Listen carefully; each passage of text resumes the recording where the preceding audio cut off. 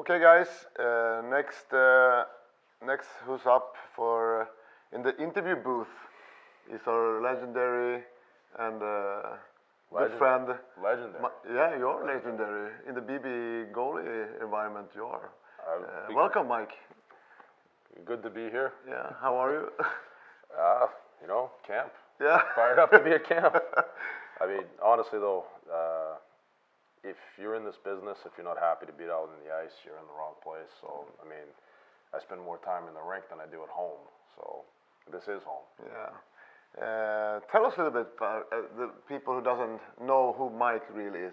Everybody knows the Mike on the ice or the Mike hockey coach. I always hate that question. Like I tell the kids when we have theory or in the introduction parts of this, I hate talking about myself. If they're curious, just come up and ask. I never really know how to answer this question, so it's a nice way to duck it. Honestly, what can I say about me? Been involved in hockey since, literally as long as I can remember. Went on the ice, joined hockey when I was 4 years old. I remember I became a goalie because two things clicked in my head at the time.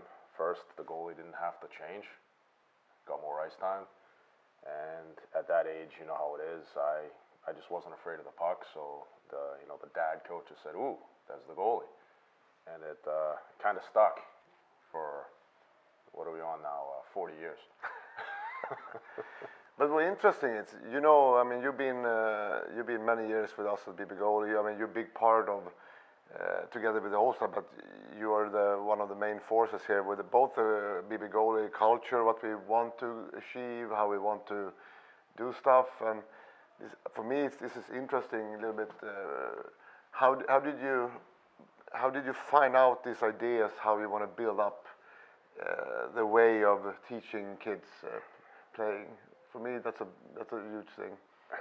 I mean, to me, not to oversimplify it, but there is no, there's no book. There's no, this is the recipe for success. If there was, everyone would do it.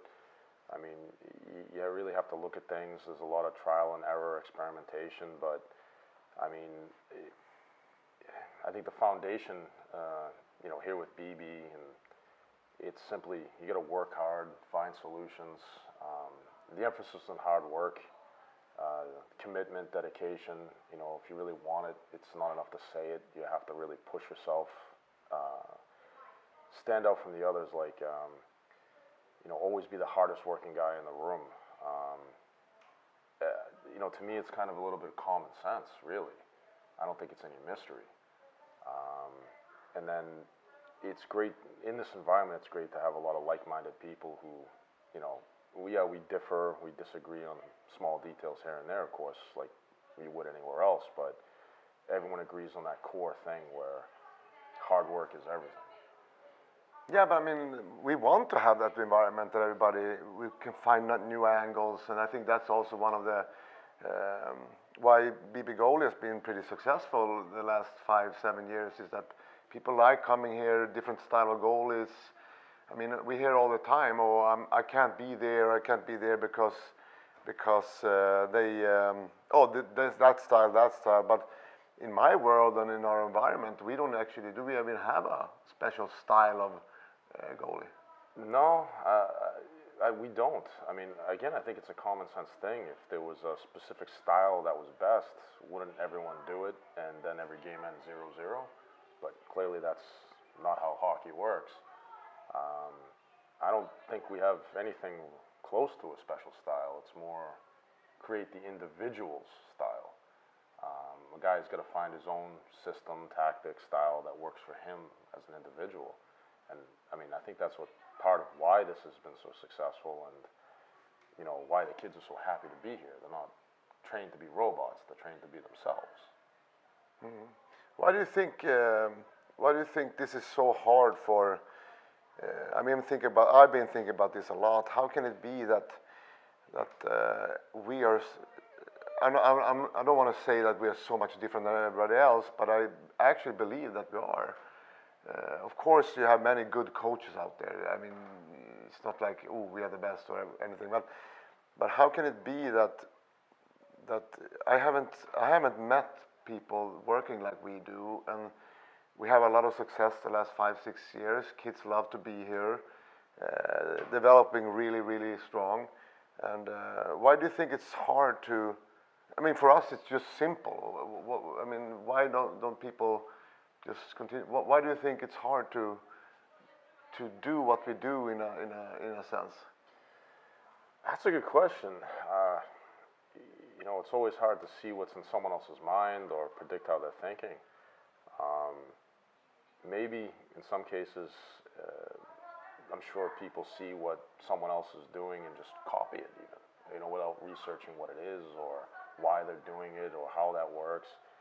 They, for instance, they just say, oh, you look at Vasilevsky, he does that, so everyone has to do that. And they just try to copy paste it onto their players. I really don't know why it's hard for other people to figure out, what we're doing versus what they're doing. I mean, you'll always have people who think a different way, and you actually want that. That's how the evolution of the game works and how things move forward. People doing different things, and hopefully that particular player chooses the right method or right path to be successful. But I really don't know why it's so hard. Versus what other people are doing. I don't want to sit here and say, well, they're wrong and we're the best. It's a little too cocky a statement. No, but I mean, it's not about that. It's more about, I don't know, maybe it's in our environment, we're trying to really have our coaches to have an open eye and open mindset of development. And what do you think? Well, when you say it like that, I mean, I think that is a very good thing about what we do. We haven't done the same thing every day all these years. There have been changes in what we do, changes in what we're focused on, based on what we're seeing from the kids. I feel, and I think you'd agree, we evolve as the game evolves and as the players evolve, and we see different things that are going on, different issues to address, different concerns to correct. I think we've been quite good about that. We're not too rigid, is what I mean. What do you think the next trend will be? I mean, you can look at the professional leagues and stuff, but in my world, they getting more and more. Not slop is the wrong word. Sorry for my English, but it seems like the goals going up. The control and I don't know. I don't want to say the robot parts getting worse and worse, because it's not. But I don't know. It feels like something is a little bit wrong in the goalie professional environment. I don't know. What do you think about that? I mean, on the eye test, it does seem that the scoring has jumped significantly, especially in the last 2-3 seasons. And if you look at the goalies, it seems like you are seeing more of the robots, like you said. Bigger guys who sit, block, they try to make themselves big, almost like they're waiting to be hit as opposed to making a save. It seemed like at first maybe that tactic was working a little bit, but the shooters have caught onto it. They've evolved and found some solutions to beating this. So based on what I'm seeing, at least in my opinion, the goalie style is going to have to change a bit. What it'll change to, if I could predict that, I might be a little higher up in the world. But it's hard to say what will come next. I mean, it seems like things always move in a cycle.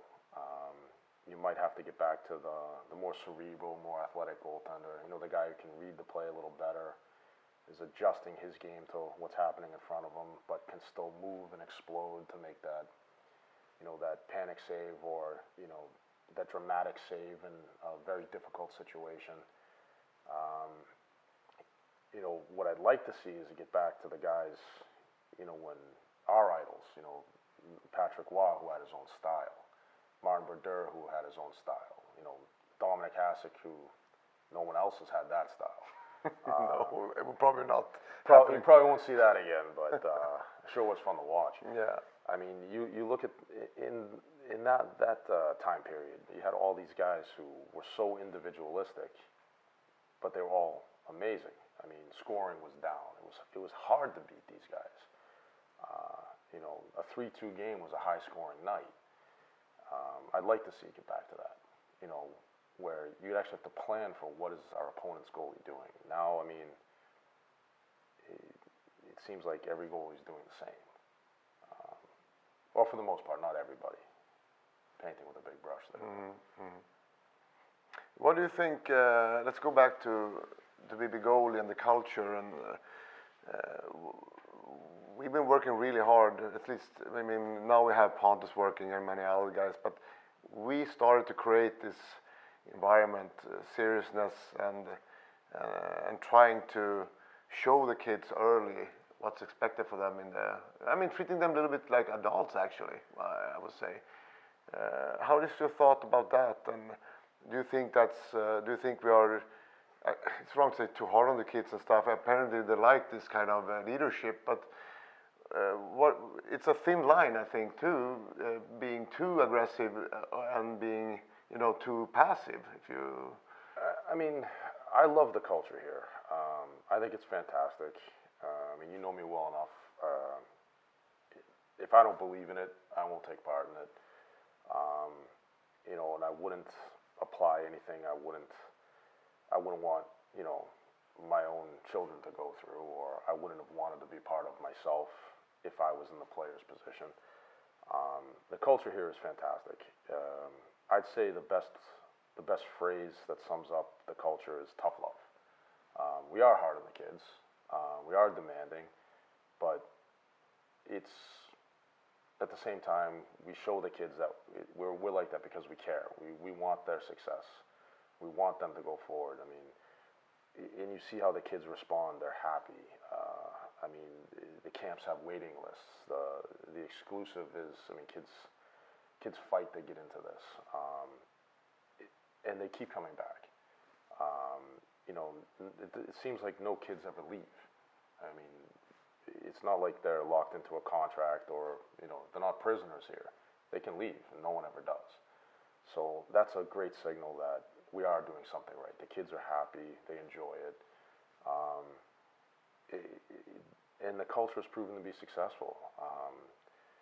Like you said, or I mean, we are demanding on the kids, but that's this world. It's a demanding world. You have to be prepared for it, and it's best to educate them early.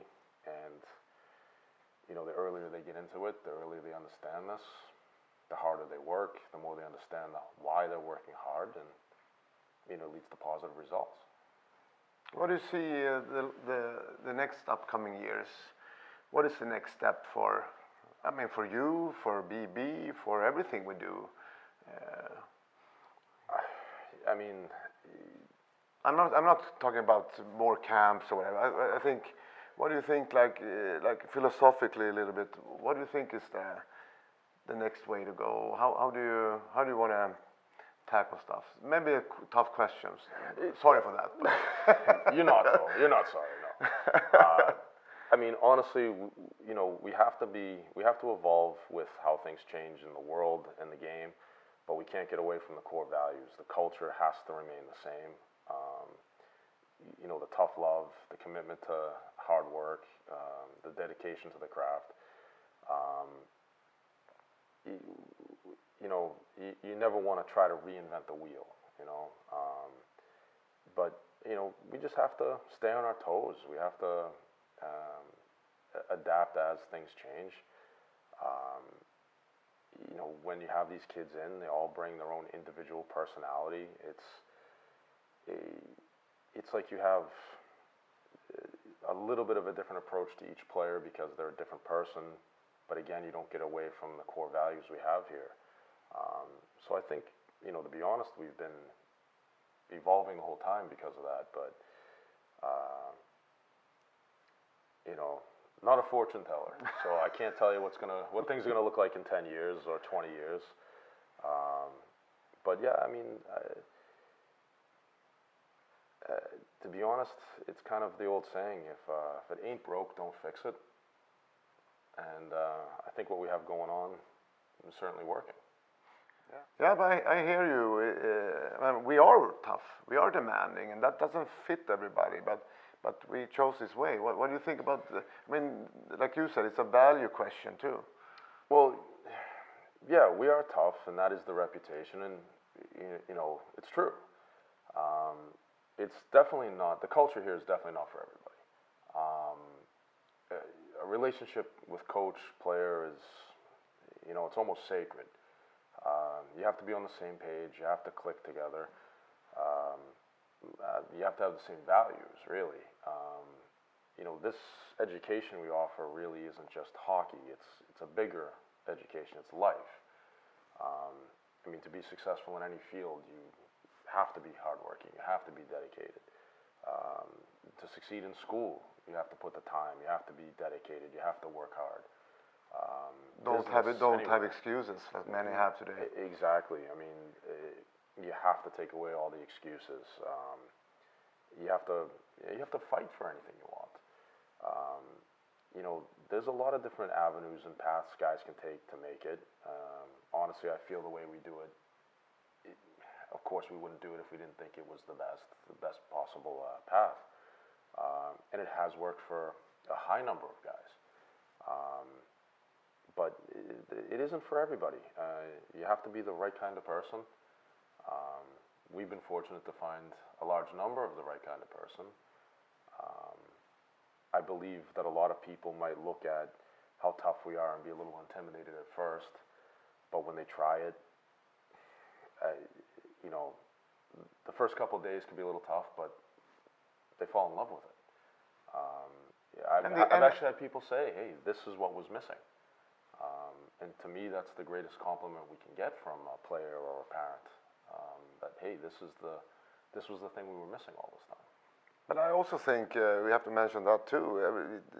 When we talk about hard love and stuff, people can associate that it's only for good goalies. I mean, we had a lot of kids that was beginners. They barely couldn't skate, and they've been battling like maniacs. And I mean, that's for us as a group of coaches.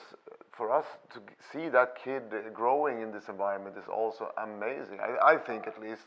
I mean, that's the best feeling in the world when you see a kid grow in the environment. You see, not only is he happy to be part of the group or part of the culture, he's happy with what's happening around him, that he's developing, and you know, his love for the game is getting deeper. When you say good, I mean, a lot of people might have that impression. We only take in the good guys, but good's a point of view. It's a relative term. Like I say to the kids in the theories all the time, you know, it's a nice thing to be the best 09, for example, but what does that really get you? I mean, how much do they pay the best 09 in the world? It's better to be the best guy when you're 29. It's a process, and it's a process. You have to trust the process. Like you said, we've had kids come in here who could barely skate, and a few years later, they're NHL draft picks. You have kids, I mean, we have guys off playing in university or juniors in the States or, you know, SHL here in Sweden. And when they came into the program, we weren't looking at them if they were good or not. I mean, our criteria was, is this a good kid? Is this someone who wants to do the work? And will he work hard? And those aren't tough criteria to meet. Anybody can do that if they really choose to. So when we say it's not for everybody, it really is, but anybody can be part of it, but it really isn't for everybody. Kind of a confusing way to say it. Yeah, but I hope people know what I mean, but... Yeah, but like you said, this is how we want it to be. Our main focus is not growing, having 3,000 goalies a week or whatever. It's about being out there, have a lot of fun, hard work, feeling that energy on the ice. Feeling that energy. I mean, that's what it's all about. That's why we're probably getting older and older. I see here you and me, and still love this stuff. When we started doing it, it doesn't feel like that long ago, but there was a lot less gray hair. A lot less gray hair. Yeah, maybe it's the This used to be black. It wasn't that long ago either. No, but I probably we have one of our guys, Pekka Alsen, 63 years old. A lot of gray there. Yeah, rather gray, but I mean, you see him in the eyes. He loved this so much. You're probably going to have the wheelchair before he's gone. But I mean, dedication what he has and what he's been doing for the Swedish goalie association, or what you want to call it, is amazing. I mean, a guy like Pekka, I mean, if you don't know who he is, you have to find out. And it's kind of a tragedy if you don't know who he is. What can you say about that guy? He's the best. Speaking of tough love, if you took one example as a person of tough love, it's Pekka. He cares about his guys as much as anybody else. He treats them like they're his own kids. He's very hard on them. He's also one of the most entertaining guys to work with. He's animated. He's energetic. And what he's produced speaks for itself. Yeah. I mean, how many NHL guys right now today, even out players, not just the goalies, can trace some connection back to Pekka. And it's fantastic to work with a guy like that. And at the same time, how much have we learned from him? Yeah, fantastic. I worked with him for a year, and actually that was one of when I was drawing the first culture before you came in, and made it perfect. I can have that effect. Yeah, I know. But actually, how he handles stuff, that was actually one of my plans when I built this, how I wanted it to be, because it was a really nice environment to work in. But a little shocking when you first came into it, right? Oh yeah, demanding. But that's, like you said, if you want to produce good people, good personalities, good goalies, good social human beings, you have to be on them. And I think we're doing a good job there. I hope, at least. I mean, I think we have. If you even look at off the ice, when we have a camp.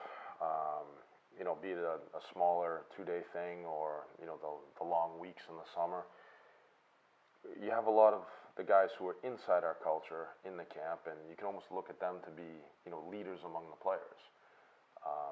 And we really don't have to say much to them.